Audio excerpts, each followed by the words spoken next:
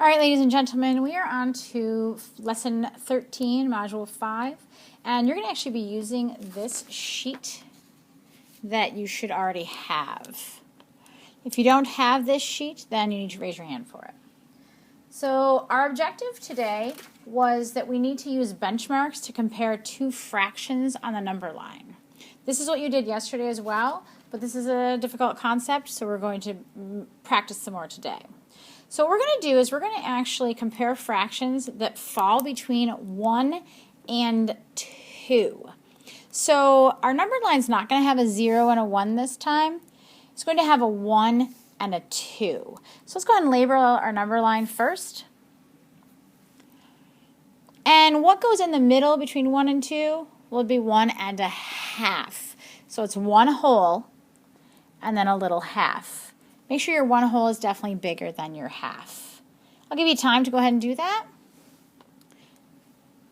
The two fractions we're going to be comparing today are 9/8 versus 6/4. Go ahead and write that on your paper. We can see from them that they are both greater than 1 because we know one whole would be 8/8. And we know one whole here would be 4/4. The best way to break these up is to actually use a number bond. So if you need a separate piece of paper, your math notebook, you can, and that's what I'm going to use here. I'm going to break up my 9/8 first. I'm going to pull out my whole. So my whole is the same as 8/8. So what would be left? If I had 9/8 and I took away 8/8, what would I have left? Well, I would actually have 1/8 left because we know these two added together equals that. 8 plus 1 is 9, and you're dealing with eighths. Now, the other one we're comparing to is 6/4. Let's go ahead and do the same thing. What's our whole that we're pulling out? If you said 4/4, you are correct. And what does that leave us with? If I take 4/4 away from 6/4, what do I have left? If you said 2/4, you are correct. 4 plus 2 is 6, and I'm dealing with fourths. I know if I add these two together, they will equal 6/4. So we already know that both of these are bigger than 1, so they'll be in front of this one somewhere. My 9/8 has a whole and then an eighth. So you could visualize this cut into eighths, right? That would make sense, wouldn't it? So if this were cut into eighths, where would my eighth fall? Well, eighths are not very big pieces, so it's probably going to fall right about here. So I would actually label it as 9/8. You have to use the whole fraction because it's beyond 1. 9/8. Now, the other one is 6/4. Well, we know it's got a whole, so it's past the whole. And then it has 2/4. Well, what is 2/4 equivalent to? Hopefully you guys already figured that out. 2/4 is the same as 1/2. So that tells me that 6/4 is going to go right here because it is equivalent to 1 whole and a half. 1 whole and a half. See how we did that? All right, let's go to our next one.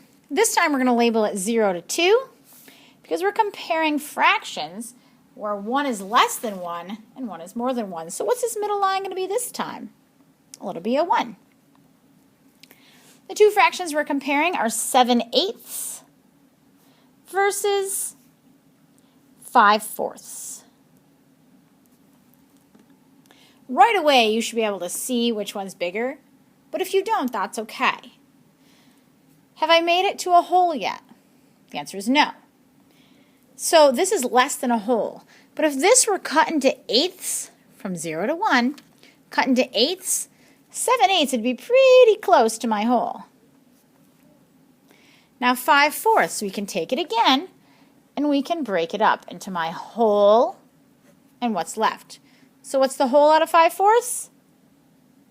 Yeah, 4/4. And what's left? 1/4. So that means it's a whole, which is 1 and 1/4. So we're going to go past our 1 and imagine that this is cut into fourths. So here's half, here's our fourth. So I would put my 5/4 here. 1 and 1/4. So now that I've done these two things, I should have done this before. If you look, you can see that 9/8 is way less than 6/4. So we're going to eat the bigger number. And here you can see that 7/8 is way, well, not way less, but less than 5/4. You can eat the bigger number. So now the next thing we're going to do is we're going to think about the size of the fraction compared to that halfway point. Now we're going to move on to fractions that are between 1 and 2 again. So I'm going to put a 1 here, a 1.5 here, and a 2 here. Please do that. All right, the two fractions that we're talking about today are 11/8 versus 10/6. So again, we're going to break down each one. As I said, if you don't have space or you want to put it somewhere that you can see better, you can do it on another piece of paper. So if I want to break down 11/8, take out the whole and what's left. Go ahead and pause while you figure this out. All right, if you broke it up, you would have pulled out 8/8 and then 3/8, which is the same as saying 1 whole and 3/8. So where would that fall on here? Well, here's 1 whole, here's 1.5, here's 2. Well, let's think about 3/8. Is this more or less than 1.5? Well, you know what a half is. What would a half be? What would the equivalent be for eighths to be a half? Well, it'd be 4/8, right? Because 4 is half of 8. So is this less than 1.5? Which is 1 4/8, or is it greater? Hopefully you said less. So it's going to be just a little bit less. So we're going to write that here, 11/8, or I can take 1 3/8. I'm happy with either one. Now let's do our other fraction, 10/6. We're going to put that here. I want you to pause while you take out the whole and what is left. And if you want to try to plot it, you can do that as well. Pause.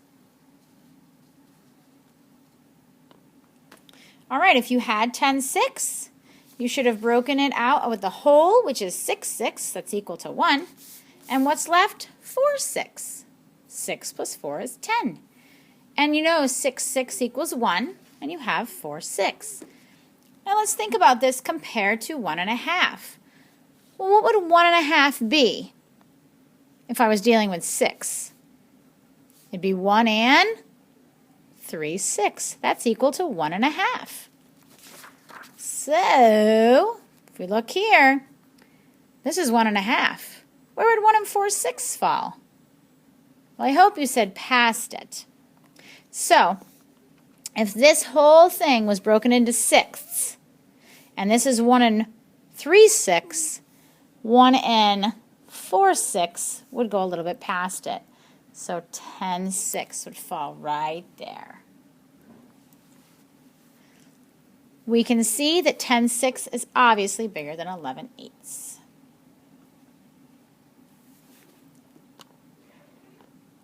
The last piece we're going to do before your problem set is I want you just to think about some fractions. If I have 14/10 versus 7/5, which one do you think is larger? If you need to break them down, go ahead, but try and figure out which one is larger. I'm going to go ahead and have you pause while you figure that out. If you want to put them into number bond, you can, so you can figure it out. But think about our benchmarks of 1, so we know they're both greater than 1, 1.5, and 2. Good luck. Pause. So what I did is I took 14/10 and I broke it down into 10/10, which is my whole, and 4/10. That's what was left. It makes 14/10. Then I put it together to 1 4/10. And then I said to myself, well, what would 1.5 be if I was dealing with tenths? Well, I know 5 is half of 10, so it'd be 1 5/10. So 1 4/10 is just a little bit before 1 5/10, or 1.5. Then I took my 7.5, and I said 7.5, took out the 5/5, or 7/5, and took out the 5/5, and those 5/5 are a whole.